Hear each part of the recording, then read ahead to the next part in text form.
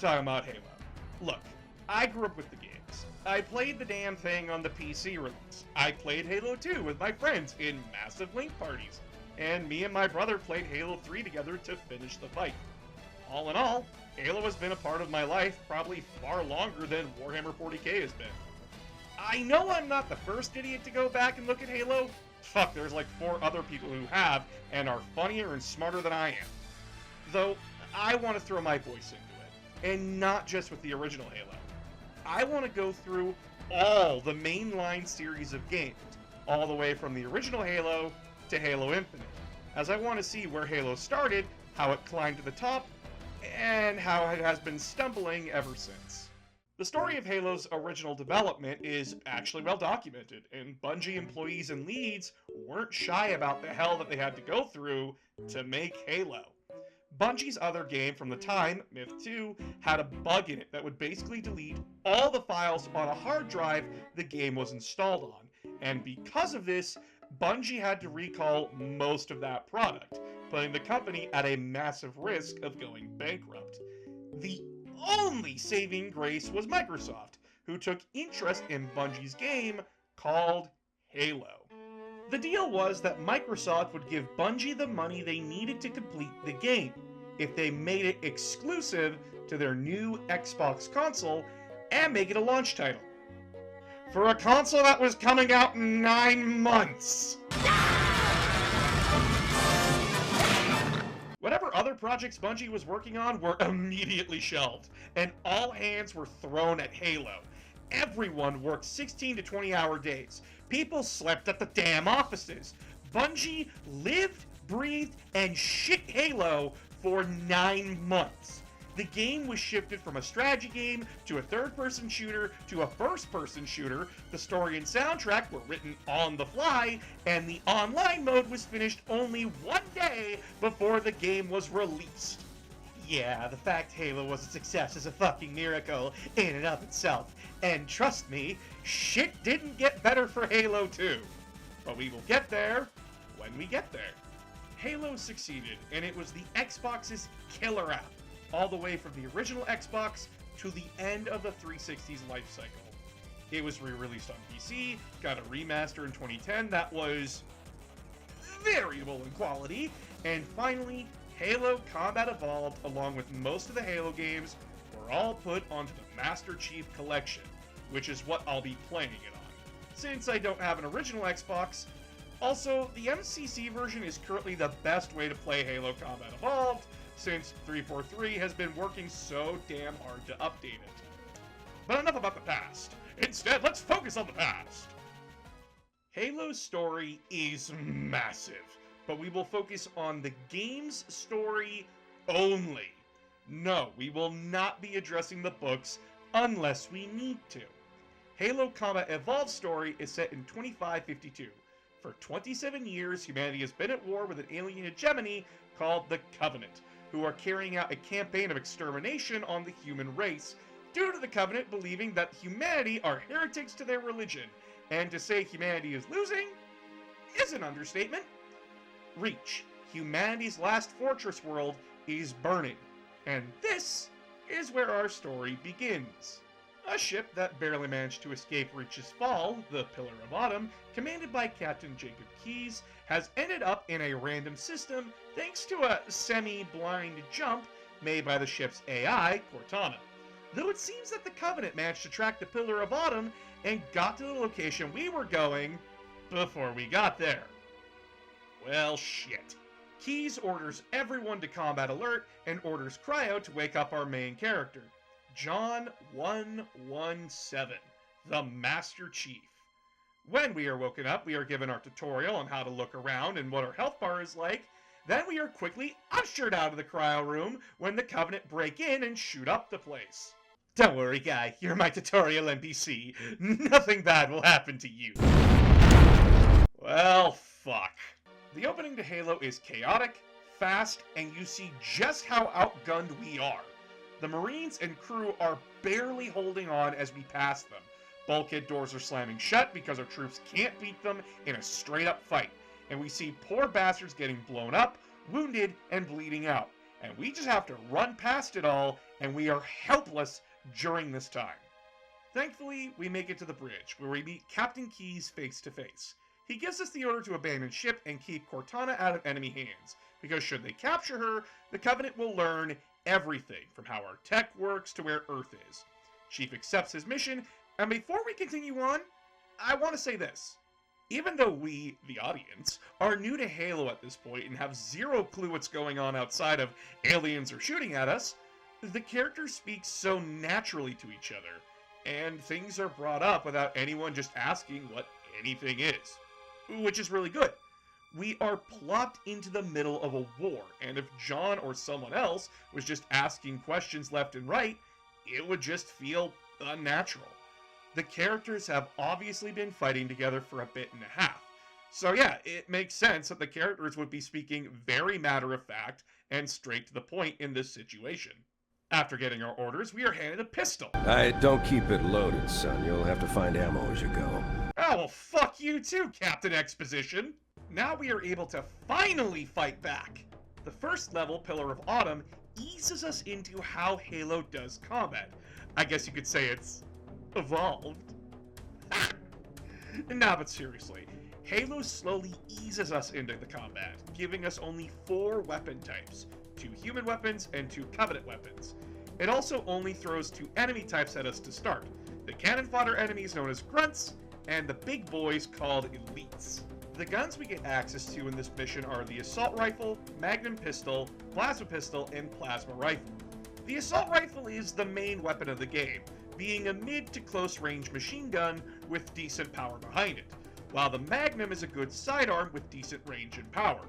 I'll talk about the Covenant weapons when they matter, as the first level doesn't really encourage you to experiment with them.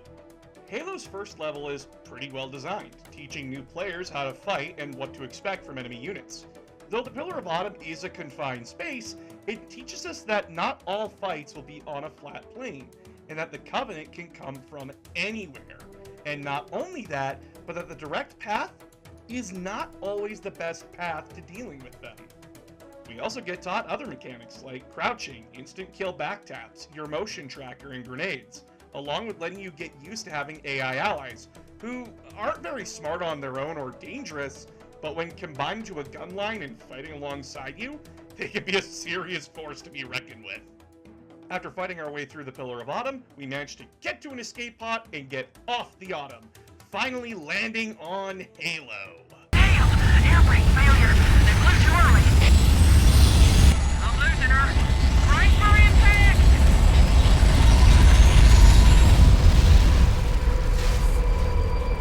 Well, crash landing. The second mission has us basically just finding other survivors and linking up with them so we can evacuate. However, Halo still isn't done teaching us things. Though the game started us out in a more cramped and linear first level with the Autumn, the second mission throws us into a massive space, giving us much more freedom and room to move around and explore, and move at our own pace. Not only that, but it introduces us to vehicles with the Covenant dropship and Banshees, which are their aerial units. We also get a new enemy type and the last usable Covenant weapon called a Needler. The new enemy type is called Jackals, and these crouching bastards have an energy shield that deflects bullets, but can be overloaded with a plasma weapon, which is what most Covenant forces use. The plasma pistol and rifle are the only 2 usable plasma weapons in the campaign. They don't have refillable ammo and don't need to be reloaded, but the trade-off is that the guns can overheat if fired too fast for too long. The plasma pistol makes up for its poor fire rate with the overcharged mode, which takes up a lot of energy, but is able to instantly kill a grunt or jackal, or completely strip an elite of their shields. The Needler is the only usable Covenant gun that does need to reload, and it does minimal damage with each individual needle. However, if you stick a target with enough needles, it causes the target to explode and damage anyone around them. We also get to use the Covenant Plasma Grenade.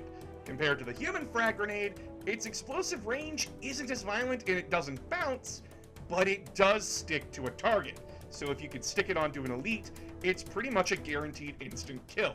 Or if you stick it to a grunt, he could run back into a group of his friends and clear the way for you.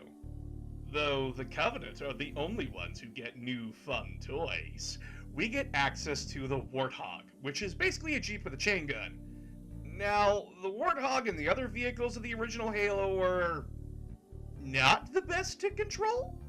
They feel so heavy when turning, but at the same time, a slight breeze is enough to flip them over. This leads to a lot of frustration, especially since you have to go over hills and uneven terrain that makes the vehicle go off kilter at a moment's notice. This was one of the first FPS games to include drivable vehicles, but time has not been kind when future games made it better to drive these things. As well, while you are driving the thing, the Warthog becomes your new hitbox, so anytime the Hog is hit by any sort of damage, you will take it directly at a reduced rate. So don't be surprised that your shields get drained after driving by a Covenant platoon. Either way, after saving all the Marines and getting our gunship Echo 419 to pick up each squad throughout the valley, we find out from Cortana that Captain Keyes was captured by Covenant forces and that we need to go save him, leading us into Mission 3. Mission 3, called Truth and Reconciliation, has us infiltrate Covenant lines and to work our way to the ship where Keyes is being held prisoner. Here we are given a new weapon, the sniper rifle, and we are given lots of vantage points, choke points, and flat lands to practice using it. The sniper is a guaranteed instant kill and a headshot on most enemy targets, or a shot or two to fully take down elite shields. While securing the Covenant's gravity lift so we can get aboard the ship, we run into the last Covenant enemy variant, the Hunter, which leads me to talk about all the Covenant foot soldiers of this game. Each Covenant soldier is unique in how they interact with the player, and it adds layers of strategy to how you engage your opposition in the game. Grunts are cannon fodder, being weak and easily dispatched and will run away if you kill their friends or leader. But there's a lot of them, and they will overwhelm you if you aren't careful. Jackals are like grunts in a way, weak and cowardly, but they have energy shields that deflect bullets, making them tougher to kill. However, if you have a precision weapon, you can hit their gun hands, stunning them and opening them up for an instant kill. Elites are more complex, coming in 4 variants: blue, red, gold, and invisible. Blue elites are the weakest shield-wise, not taking as much punishment to break through and are less aggressive, being more cautious and hiding behind their grunts. Reds will aggro easier and will push your position more often than not. Gold elites are the toughest. Their shields can take a beating, and they usually come equipped with an energy sword that will instantly kill you, and they will rush you down no matter what. Invisibles act like golds do with the aggression, but lack any shields, making them easy to dispatch if you notice them. Hunters. Well, they are massive tanks, able to easily smack you around, and they only have 2 openings to hurt them, their neck and their back. They also have a cannon that, if it hits you directly, will either do massive damage or kill you outright. But they lose points in this department because...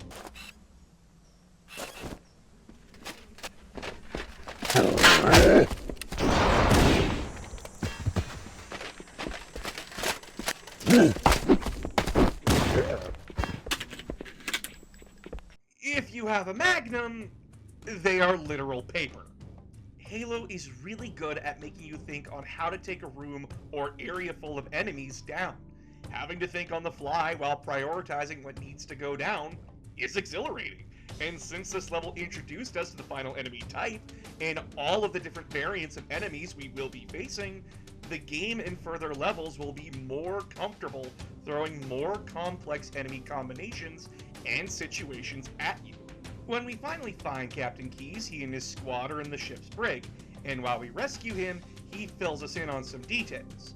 Keyes informs us that he overheard the guards say that Halo is a weapon, and Cortana hacks into the Covenant's communications network to confirm that not only do they think it's a weapon, but adds some holy relic to them as well, leading Keyes to give us a new goal: deny the Covenant control of Halo for as long as possible and see if we can use it. Then it's just a simple escort mission, taking Keyes and the other prisoners to the hangar bay and getting away. I just want to say this.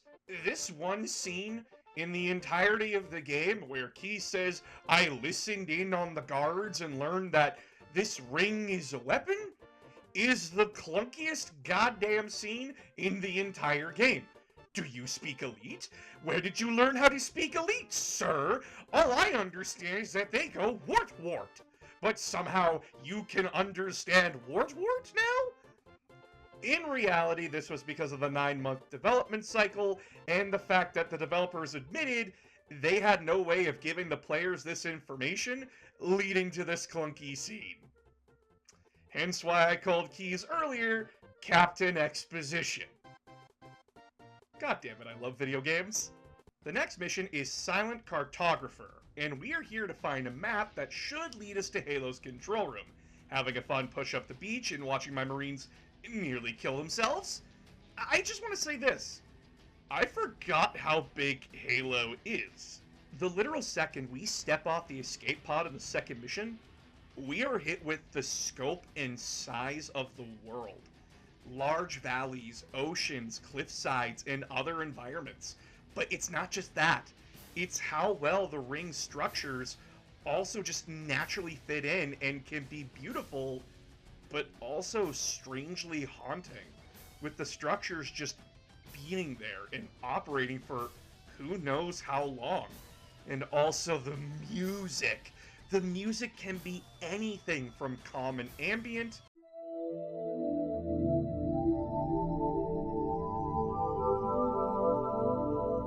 to the extreme ass-kicking music.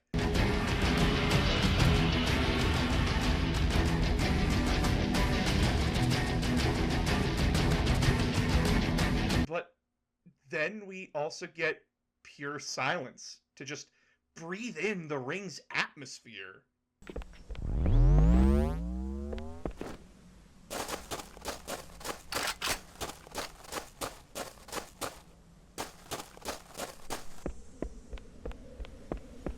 And this is what really gets me about Halo.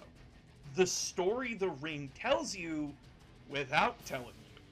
A fascinating ring world that was left undisturbed for unknowingly long, with an unknown purpose for existing, only to have its lush artificial world be disturbed by us, and yet it still remains so quiet and serene, despite the war tearing through it. However, after we blow through Covenant defenses, humiliate some hunters with both the pistol and the newly acquired rocket launcher, and find the map, we learn a bit more about the ring. Its superstructure is like a honeycomb, and we can use it to surprise the Covenant, because who the fuck would expect an aerial insertion from under their feet? This leads to Assault on the Control Room. Assault on the Control Room is the longest mission in the game, having us fight through armored Covenant battalions, air forces, and entrenched positions. This is my favorite level in the game, mostly because I love snow, but just the scope and size of this place is amazing. Plus, it has one of my favorite pieces of music in it.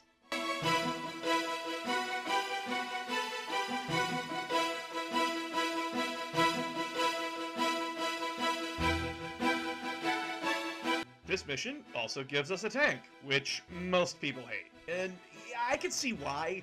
It's unwieldy and hard to maneuver, and the machine gun has pretty shit accuracy.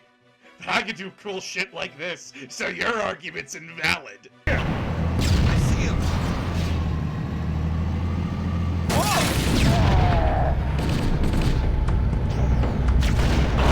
That was down. We do eventually make our way to the control room, and commandeering a Covenant scout vehicle called a Ghost, we push up to the top of the facility and clear it out.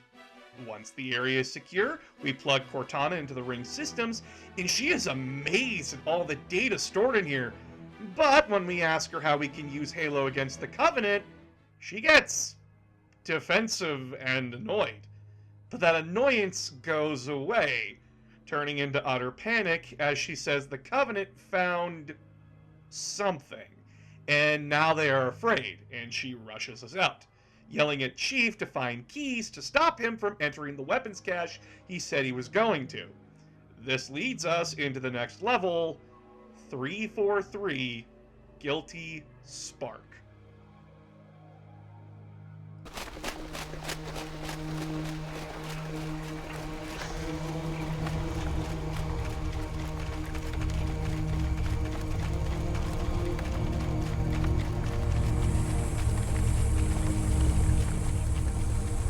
Am I the only one who just noticed a huge tone shift here? Yeah, the tone shift here is deafening. As instead of an epic battle like we were expecting, we are trudging through a swamp. And it gets even more eerie as we go through the level. Seeing crashed gunships, both human and Covenant. Grunts and jackals running around scared. Our motion tracker showing allies that I can't see. And weapon turrets turned the opposite way. This is where we realize we are alone out here. This mission feels extremely isolating as it's quiet. We don't have Cortana telling us where to go, and all we have to go on is the scared grunts and jackals we run into until we get to the structure. And the dread and creepiness doesn't stop. Inside, it feels really cold, sterile, and even more quiet. The only sounds coming from here are the hum of the lights and maybe a Covenant radio, but that's it. Just take a listen.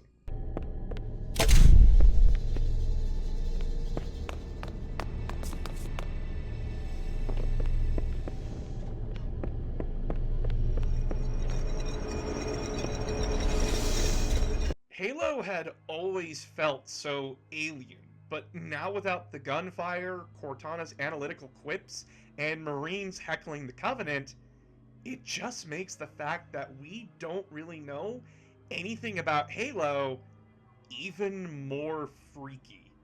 Going through more doors and seeing just the worst things. A Marine who has clearly lost it fires at us and screams about monsters. And we also find a door that's been blown open from the inside. And when we move inside, we find a room with a dead Marine, a lot of blood, and a helmet belonging to a Marine called Jenkins. Luckily, it has a recording. The recording shows us the events of what Captain Keyes and his squad went through. Having a humorous conversation about old music being cringe, finding the structure, finding an elite torn apart from the inside out. And eventually, the room we find the helmet in, and why we only found a helmet and a body. Can you hear me? What's going on, soldier? We've got contact! Lots of them! But they're not Covenant! They're just tearing through us! What's the clown? No! Corporal! Do you copy? Over! Mendoza, get your ass back up to 2nd Squad's position and find out what the hell is going on. But... I don't have time for your lip, soldier! I gave you an order! Sarge! Listen! What is that? Where's that coming from, Everywhere. Mendoza? I don't... There! Mira!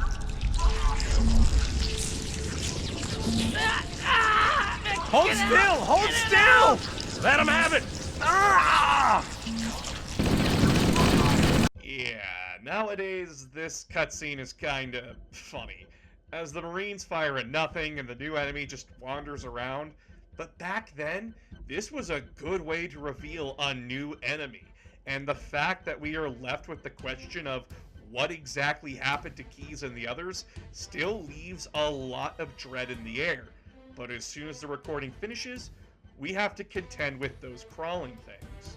At this point, we don't know what these things are called, but they are swarming. Shooting one causes it to pop, and in turn pop the others around it. But the situation is only getting worse as more and more are breaking into the room, until something bigger breaks in.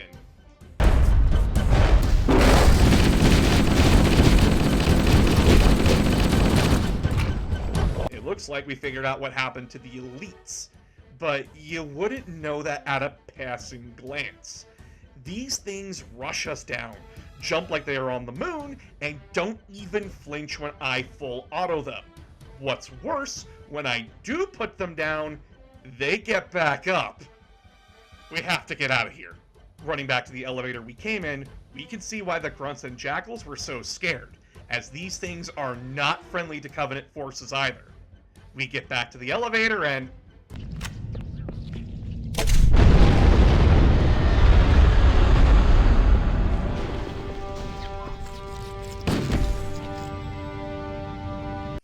Fuck! We are forced to backtrack, and this level gets even more freaky and worse when we realize this place is a maze. We do find a saving grace with the shotgun though, and it's able to put down the bigger forms easily, giving us some breathing room if they rush us. Luckily, it seems that they only know how to rush us down, so we will be fine as long as we can keep them at an arm's length.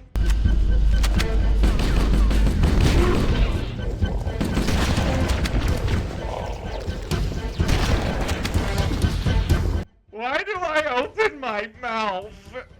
Yeah, these things can use guns. Even worse, I think I found Keyes' team, as there are very clearly some humans among the infected elites wandering around.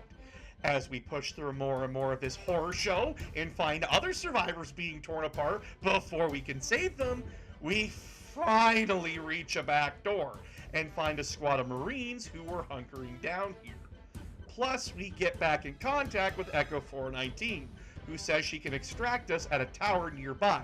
So we take what's left of the Marines and push to the tower, being flanked and overwhelmed by the monsters until we are saved by... robots? Yeah, this little ball calls itself 343 Guilty Spark, and calls the things we have been fighting the Flood, and says that he needs our help to acquire something. And before we can get a word in, he teleports us to the next mission, the library. The library is a gauntlet of a level where we are forced to deal with hordes of never-ending Flood, and is considered the worst level of the fucking game. And I agree from a gameplay standpoint, this level sucks! But it's meant to. This level shows how bad the Flood infection is getting by slamming us with buttloads of Flood. It's meant to be grueling from a narrative standpoint. Just on a gameplay front, it suffers, as it's just running and mowing down what's in front of us instead of strategizing on how to progress. This is also where we sort of learn what the hell they are, and what the hell Halo was designed for. It was meant to kill these things, and we are here to retrieve Halo's safety key so we can activate it. The library is claustrophobic, with tons of never-ending hordes and only Spark and his sentinels to keep us company. However, we do finally manage to grab the key, which Spark calls an index, and he teleports us back to Halo's control room. And he couldn't teleport us to the key, then teleport us to Halo's control room. Why? Shut up. When we are back in the control room, we put Halo's index in the computer, and, well, nothing happens. The reason being, Cortana, who you probably forgot about, was in Halo's control room and stopped the ring's firing sequence. She starts yelling at us that what we were doing was going to kill everyone. Not just everyone on the ring, but in the galaxy. Turns out, Halo is not a big anti-Flood weapon. It's a big anti-everything else weapon. Yeah. Turns out Halo was never designed to kill the Flood. It kills their food, which is anything that is living. When we confront Spark on this point, he acts confused and is wondering why we're all bent out of shape about it. Because apparently we did this before. Spark goes on a tangent that we shouldn't hesitate to fire Halo again, and that if we aren't going to, he will just go find someone else. Though he will need the index back. We tell him where to stuff it, and he gets annoyed and gives the order to kill us.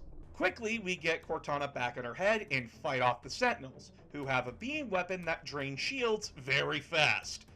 We now have a new goal. Destroy Halo before Spark finds a way to activate it without the index.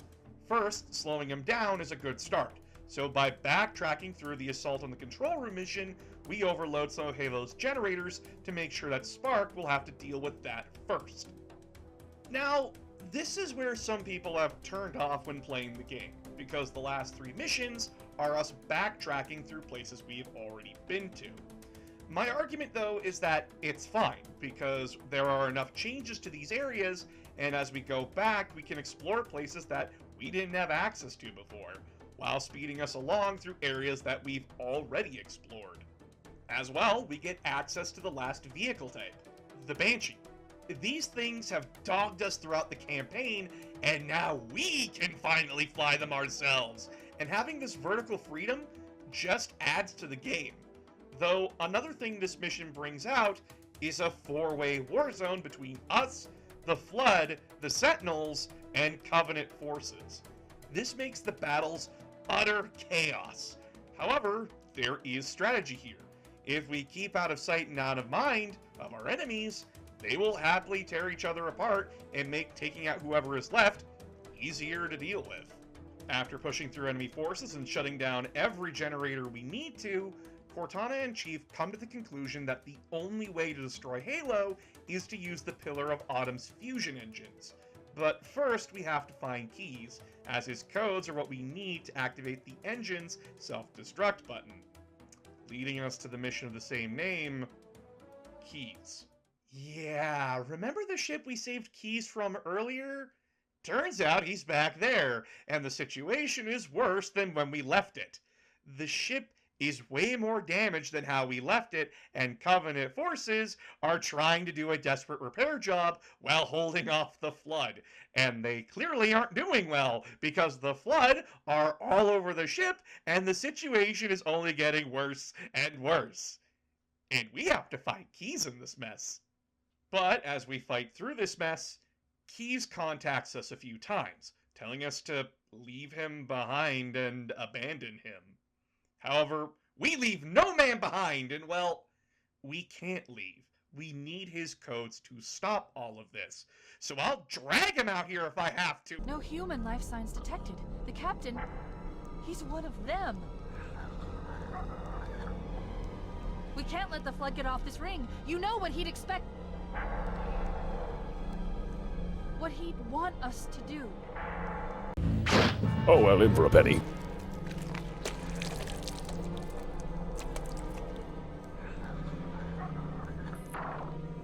It's done. I have the code.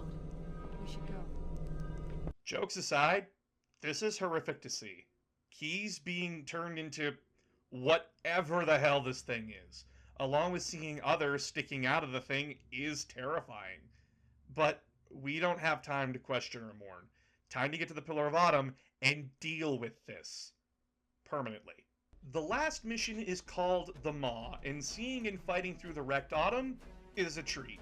Yeah, sure, we have only been here once, but putting places we ran through side by side and seeing the before and after are a real treat to me personally.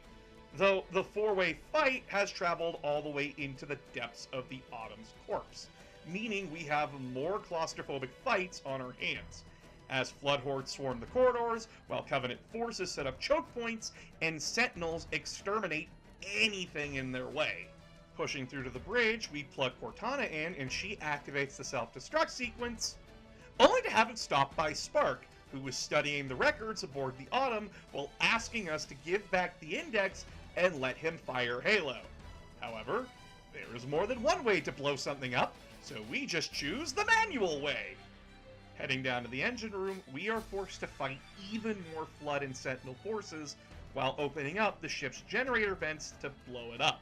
And once we do, we only have about 5 minutes to get off the ship, leading us to the famous Warthog Run. The entire section is us driving with a countdown timer ticking away while calling a somehow still alive Echo 419 for pickup. But once we get to the extraction point, she very quickly becomes dead, forcing us to book it to one of the remaining hangars to grab a strike fighter that's somehow still there. The final sprint is awesome. The music is swelling, the jumps we go over are more cinematic, and charging to the fighter while keeping our head down between the crossfire at the end? Oh, it's just amazing. Chief and Cortana just barely get into the ship and off the ring as the Autumn explodes and takes everything with it, leaving Chief and Cortana alone in the void, as the two finally get a reprieve from all the action. Though, as Chief says, Halo. It's finished. No. I think we're just getting started.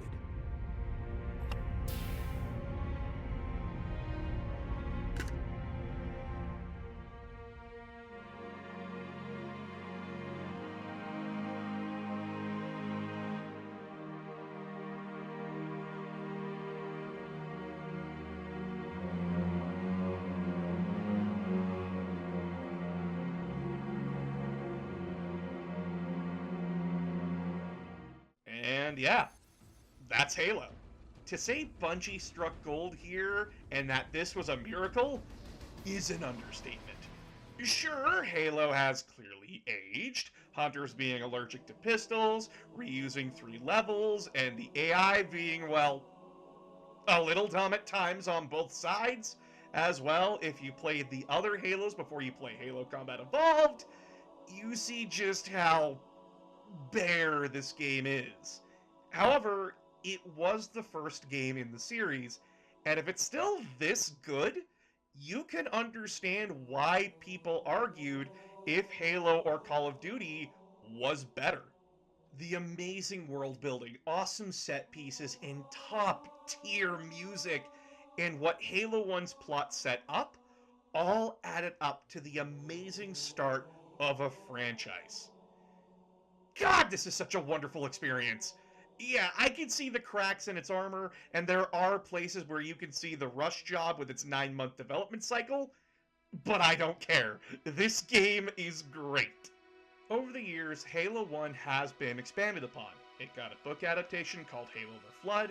The book goes over the same events in the game, and a lot of stuff going on in the background while Chief was doing his thing, covering what the Covenant were doing, the human survivors and their stories and experiences, as well as some of Chief's inner thoughts. Not only that, but the sequel to Halo the Flood, called Halo First Strike, explains how Chief and some characters in Halo 2 made it back to Earth. So if you're not into playing video games but want to get more depth out of the Halo universe, I recommend starting there. Also in 2010, Halo got a remaster, and it wasn't that good. However, in that remaster, we got expanded lore and stories from 343 Guilty Spark's history on the ring and what Keyes was going through while being infected by the Flood. Luckily, all these extra bits of content are accessible in the Master Chief Collection's menus. And with the Master Chief Collection, both the remastered and the original game are available to play, with 343 going out of their way to try and restore the original game's cutscenes, gameplay, and sound effects. Which, great work, 343. Though, don't worry, we aren't done with Halo. Next time we come back, we will be covering the unstable gem that is Halo's sequel, Halo 2. Don't forget to like, comment, and subscribe, and don't forget to join the Patreon to see my videos early. Your support helps keep this channel going and, well, puts food on the table so I don't starve to death. See you all next time.